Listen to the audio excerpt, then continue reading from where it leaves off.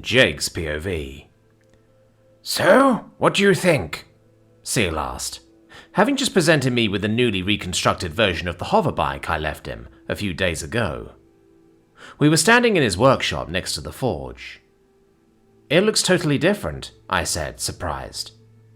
Before, the bike looked exactly like that, a bike, but with scrap bolted to where the wheel should be. Junk and glass jars hastily welded to the bars, and seat for mana storage, and engraved with runes to make it work. Now it was sleek, refined, and looked more like something made by someone who actually knew what they were doing. All in all, a massive improvement. "Well, get on. Power it and try it out," Seal said impatiently. "What about the weapons?" I asked, sitting on the seat, which was the same as the original, only because Seal couldn't figure out how to make cushions. "They are already finished. That scholar friend of yours, Seller Carr, came by yesterday and installed the runes and everything. You can get them later, but who cares about them? Let's see how this contraption works." Fine, I said, summoning a Dow jar filled with mana and inserted it into the power slot. A blue haze I'd never seen before swallowed the bike, then vanished as the bike lifted itself off the ground. Just like before, it was almost completely silent once it got started. She must have altered the runes because this time there was no ear-splitting screech before the silence fell. It simply quietly turned on and started hovering. "Now, take it up," Seal instructed, excited to see how it performed. Before, there were handlebars, but those were just to make it easier to ride. Since I only had one hand for now, Seal instead installed something akin to a seatbelt for me, at my request. The bike itself, the old version and the new one, was controlled by 6 runes. Putting power into them made it go forwards, turn left and right, stop, raise, and lower. With my left arm I managed the speed, and with my right hand I controlled the direction. The bike slowly rose from the floor. First 1 meter, then 2, until I finally was close enough to the ceiling to touch it. "Maybe we should be doing this outside," I suggested. "Can't. It does not fit through the entrance. You will need to summon it to get it out, and you neglected to bring Lady Suma with you to forge that connection." "Ah, right," I said, landing the bike. "Speaking of which, have you decided on its name?" "Yeah, I'm going to name it Pegasus, or maybe Sleipnir." Seal sputtered. "Why would you call it that? Bit cursed, I'd say." "What's wrong with Pegasus?" I asked. "No, Sleipnir.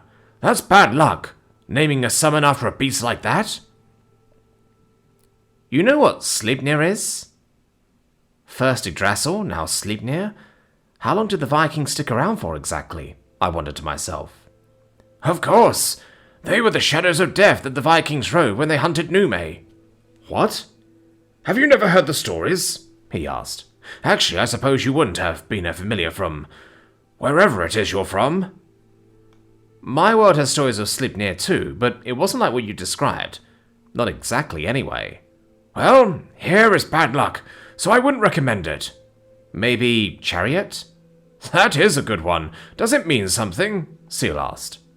"No, it is just a type of horse-drawn wagon used for transporting people."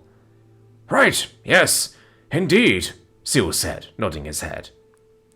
Do you know what I just said?" I asked, surprised that he knew what a wagon, or horse for that matter, was. "No, well, not a wagon anyway, but horses are a type of familiar." "They are?" I shouted, surprised. "Sure. In fact, my father's father had a flame horse when he was younger, and a friend of mine has a stone horse. To think they could be used to move things around, though. I always took them to be much too fierce of a beast to do anything more than fight in battles," Seal said. "Right. Anyway, now that you're retired, will you be travelling to the capital soon?" I asked, changing the subject and landing the soon-to-be-named bike. Hopping off, I pulled the Dow jars free and stowed them in my bag. "Yes, within a day or 2 at most. Sorry to see this shop close, but when you get as old as I am, you just want to spend time with your son and his son," Seal said. "What will happen to the smithy?" I asked. "It was already bought up for 20 gold coins and 20 large Dow jar by some lower-ranked nobility. He is letting me stay here for 5 more days and 6 nights." How about this then? I'll be travelling to the capital soon too, with Suma and her mother. We're leaving the day after tomorrow. Want to join us for the trip? Now there's a good idea. If you don't mind having a rude old Nume like me along, I'd love to join you for a few days. Seal and I spent a little while longer talking before Suma arrived, and did the summoning spell for us. I told her about Seal joining us, and said she would tell Luna.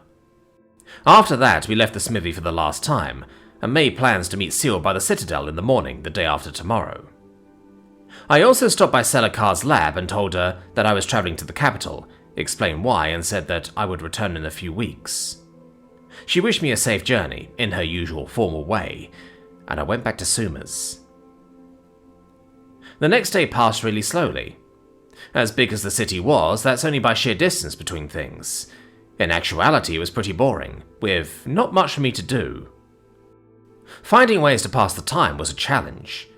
For the first half of it, I spent hours combing through Zachariah's memories, still holding out hope of finding more information to teach me how to invert my own spells, but was once again disappointed. During the second half, I tried to find meat. Like real meat, not bugs or fruits. Mum packs meat in my bag every day, usually sliced deli chicken or a wrapped burger, but she can't exactly fit a roast beef or rack of ribs in it, unfortunately.